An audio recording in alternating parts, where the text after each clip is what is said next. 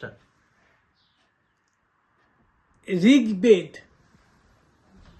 ঋগ্বেদের বৈশিষ্ট্য কি? আমরা জানি আমাদের ধর্মগ্রন্থ অনেক, ঋগ্বেদ, সামবেদ, যজুর্বেদ, অথর্ববেদ, আবার যজুর্বেদ, আবার শুক্ল যজুর্বেদ, কৃষ্ণ যজুর্বেদ, তারপরে তার উপরে আছে আরো অনেক গ্রন্থ, কাব্য, পুরাণ, মহাপুরাণ, অনেক কিছু আছে। কিন্তু এদের মধ্যে আমাদের প্রধান শাস্ত্র হচ্ছে ঋগ্বেদ সংহিতা। এবং ঋগ্বেদ সংহিতার বৈশিষ্ট্য কি?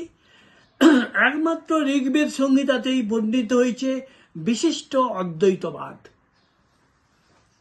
বিশিষ্ট অদ্বৈতবাদটা কি?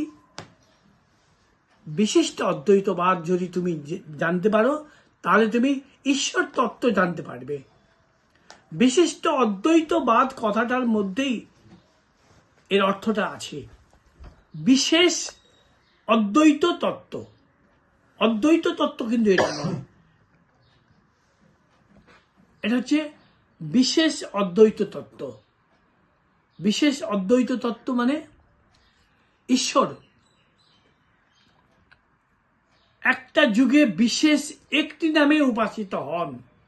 তিনি কখনো রাম নামে উপাসিত হয়েছেন, কখনো কৃষ্ণ নামে হয়েছেন, কখনো বিষ্ণু নামে হয়েছেন, কখনো গণেশ নামে হয়েছেন, কখনো লক্ষ্মী নামে হয়েছেন, কখনো বুদ্ধ নামে হয়েছেন, কখনো আল্লাহ নামে হয়েছেন, কখনো খ্রিস্ট নামে হয়েছেন। এখন যেমন তিনি অজন নামে উপাস্য হয়েছেন 1998 থেকে। এইগুলি হচ্ছে এই যে বিশেষ একটি নামে ঈশ্বর একটি যুগে উপাস্য থাকছেন, এটিকেই বলে যে তত্ত্বের উপর এই মতবাদটা, এই সত্যটা প্রতিষ্ঠিত হয়, সেই সত্যকেই বলে বিশিষ্ট অদ্বৈতবাদ। বিশিষ্ট অদ্বৈতবাদ হচ্ছে ঈশ্বরের বিশেষ একটি নাম। এই বিশেষ একটি নাম যে তত্ত্বের আধারে প্রতিষ্ঠিত তাকেই বলে বিশিষ্ট অদ্বৈতবাদ। এবং এই বিশিষ্ট অদ্বৈতবাদ সৃষ্টি হয়, প্রতিষ্ঠিত হয় ঈশ্বরের এই সূর্যের বিষম্মিলন তত্ত্বের উপরে। একটা নক্ষত্রে বিষম্মিলন মোট 960 বৎসর ধরে হয়।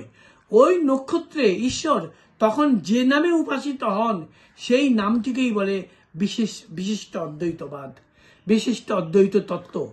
এই বিশিষ্ট অদ্বৈত তত্ত্ব জানতে পারলে তবেই ঈশ্বরের যুগগুলি জানতে পারা যায়, ঈশ্বরের নামের যুগগুলি জানতে পারা যায়, ঈশ্বরের প্রতীক জানতে পারা যায়, ঈশ্বর তত্ত্বটা পুরোটাই জানতে পারা যায়। এই বিশিষ্ট অদ্বৈত তত্ত্ব হচ্ছে যখন যে নাম তখন শুধু সেই নাম। চণ্ডীতে এই জন্য বলা হয়েছে, চণ্ডী বলছে, চণ্ডীকে যখন বলল নিশুম্ভ যে তুমি তো একা যুদ্ধ করছো না, তোমার সঙ্গে অনেক চারা চামুন্ডা যুদ্ধ করছে তোমার সাথে। বলতে না, ওরা আমার বিভূতি মাত্র, একই বাহং জগৎ তত্ত্ব দ্বিতীয়াকা মমা পড়া, এই জগতে আমি ছাড়া দ্বিতীয় আর কেউ নেই। এটাই হলো বিশিষ্ট অদ্বৈত তত্ত্ব। এটাই হলো বিশিষ্ট অদ্বৈত তত্ত্ব। আমি একটি বিশেষ নামে আমি এখন চণ্ডী নামে উপাসিত, এটাই হচ্ছে আমার বিশিষ্ট অদ্বৈত নাম। একই কথা রামায়ণে বলা হলো, রাম ছাড়া দ্বিতীয় কোনো উপাস্য নেই। মহাভারতে বলা হলো এখন শুধু কৃষ্ণ, আর কোনো উপাস্য নেই। এই একই কথা কোরআনে বলা হলো, আল্লাহ ছাড়া দ্বিতীয় কোনো উপাস্য নেই। ঈশ্বর যখন যে নামে অধিষ্ঠিত, যে নামে উপাসিত, তখন শুধু সেই নাম, অন্য কোনো নাম নয়। অন্য কোনো নাম আর সেই যুগে কাজ দেবে না। এটাই বিশিষ্ট অদ্বৈত তত্ত্ব। নমস্কার।